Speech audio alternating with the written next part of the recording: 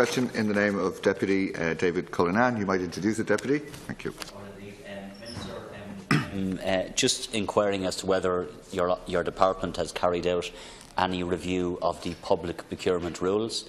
I have done some research in this issue, and as a member of the Public Accounts Committee, I can say that non-compliance with public procurement comes up repeatedly. The Comptroller and Auditor General has reported on this consistently as a difficulty, particularly in the health area, and I'm just inquiring as to whether or not you are aware of the levels of non-compliance and whether or not there will be any review of the existing rules. Deputy, thank you. Minister. Thank you, Deputy.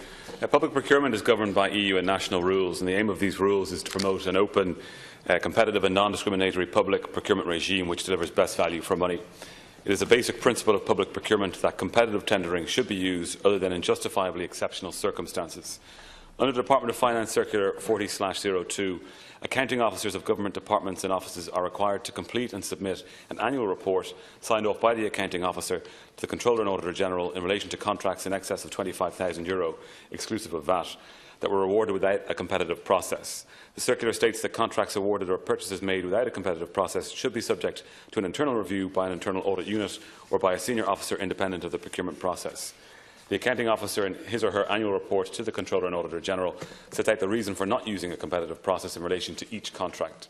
Current procurement rules recognise that there can be legitimate reasons for awarding contracts without the use of a competitive process, for example in extreme emergencies or unforeseeable circumstances. Therefore, such procurement may not constitute breaches of the public procurement rules. The Corporate Governance Standard for the Civil Service and the Code of Practice for the Governance of State Bodies also identify procurement as one of a number of activities requiring special attention in promoting good corporate governance. It is the responsibility of the government departments and state bodies to satisfy themselves that they adhere to the requirements for public procurement. The Office of Government Procurement provides guidance notes, documentation and a customer service function to support public bodies undertaking procurement directly themselves.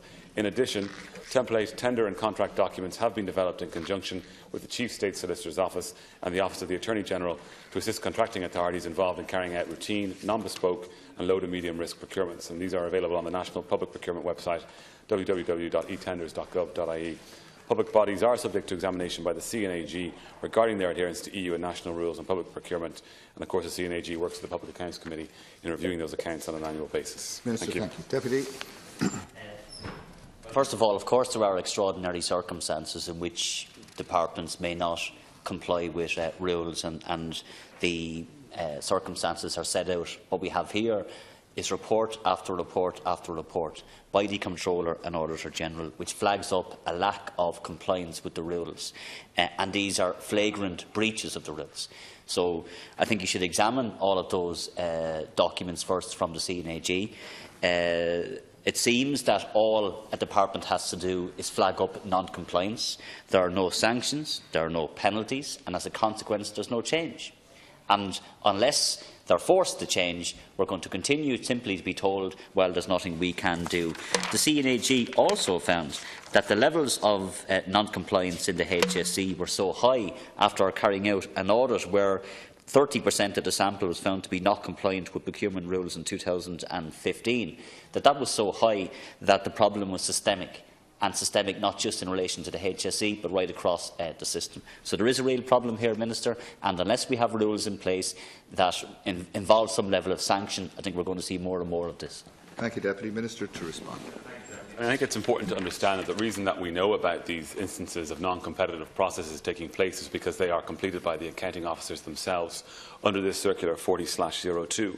And that's how we come to see exactly what's happened in this space. And we need to recognise that while, of course, we should always hope to see competitive processes, that the EU directives do allow us for non-competitive processes in those circumstances where we see there has to be special equipment procured, and you could understand how that might happen in relation to defence. There might be an extreme emergency, and that has come up in relation to emergency fit-out for special accommodation centres, where a change of supplier might oblige a contracting authority to acquire supplies with different technical characteristics. That can come out as well. Or where there might be an opportunity where there could be a bargain purchase to be availed of.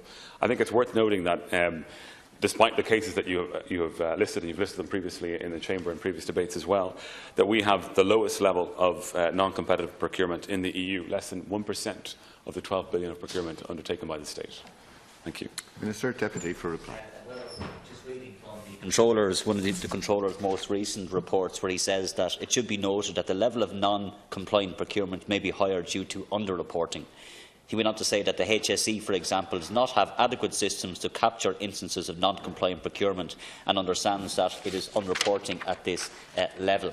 As I said already, he also found that audit testing of HSE procurement in 2015 involved testing of procurement in 5 locations. 30% of the sample was found to be non-compliant, and in 2014, 47% was found to be non-compliant. And he went on to conclude that non-compliance with procurement requirements in the HSE is systemic.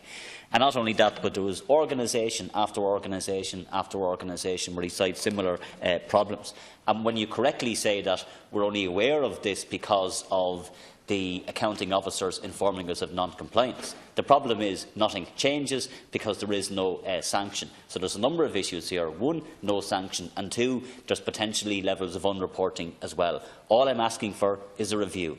Can we review what's happening here, and can we get changes? Because in the health service alone, it amounts to 1.6 billion of the 14 billion spent on health in terms of the purchase of goods and services. Lovely. Minister to respond.